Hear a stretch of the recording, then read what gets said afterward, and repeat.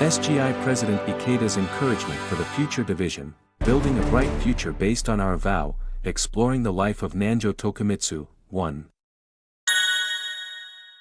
With the greatest admiration, I have always called you, my dear friends of the future division, young phoenixes. This is because I am confident you will grow to be like majestic phoenixes and lift your wings to soar high into the skies of your mission. You, the young phoenixes of Soka, have two precious wings. They are the noblest, most beautiful, and most powerful wings in the world. What are they?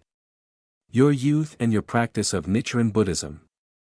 It is a truly wonderful thing to encounter Nichiren Buddhism when you are young. I met my mentor, Josei Toda, and started practicing Buddhism when I was still in my teens.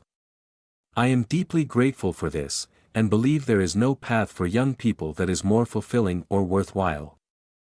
In this series, together with you, my successors on this brilliant path, I would like to focus on one of Nichiren Daishonin's beloved young disciples, Nanjo Tokimitsu, while exploring the tremendous potential of youth and the profound teachings of Nichiren Buddhism.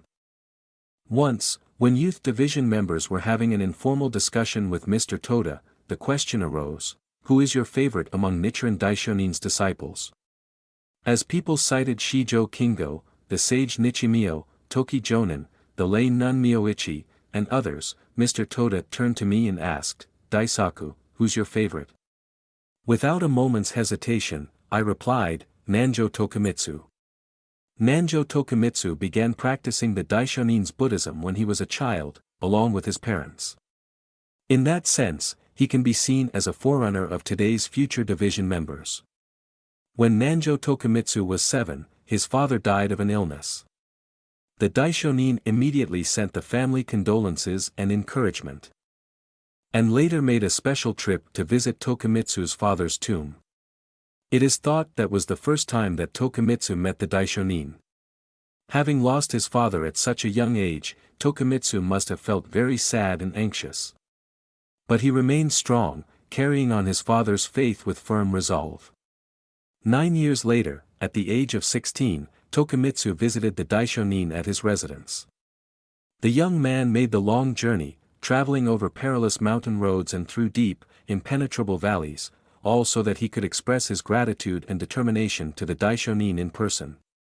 The Daishonin was overjoyed to see Tokimitsu again, and from then on, encouraged him on numerous occasions.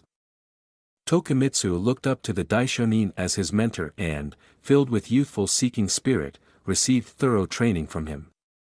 With the Daishonin's guidance, Tokimitsu overcame many hardships, including the sudden death of his youngest brother in his own serious illness, and paved the way to a life of great victory. There are many letters to Tokimitsu in the Daishonin's collected writings.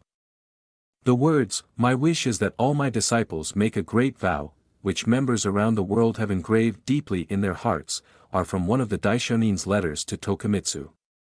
The Daishonin sent this particular letter at a time when his disciples were facing harsh persecution, their lives threatened if they didn't give up their faith. Tokimitsu did his utmost to protect them, providing shelter to some on his estate and fighting courageously on their behalf. The great vow the Daishonin speaks of here is the supremely noble determination to achieve the lofty ideal of Kasenrofu, to bring peace and happiness to all human beings. Many of your parents have inherited that noble determination and are exerting themselves tirelessly for the happiness of both themselves and others. The Daishonin sent some of the most essential teachings of Nichiren Buddhism to his youthful disciple Nanjo Tokimitsu. Tokimitsu had embraced the Daishonin's Buddhism from the time he was a boy. He chose and committed himself to this path and followed it with steadfast faith like flowing water. This is the key to achieving victory in life. The Soka Gakkai spirit is the spirit of self-motivation, taking action on your own initiative, not because someone tells you to. Inner motivation is the key to success in all endeavors, from engaging in your studies to doing gongyo and chanting Nam-myoho Renge-kyo.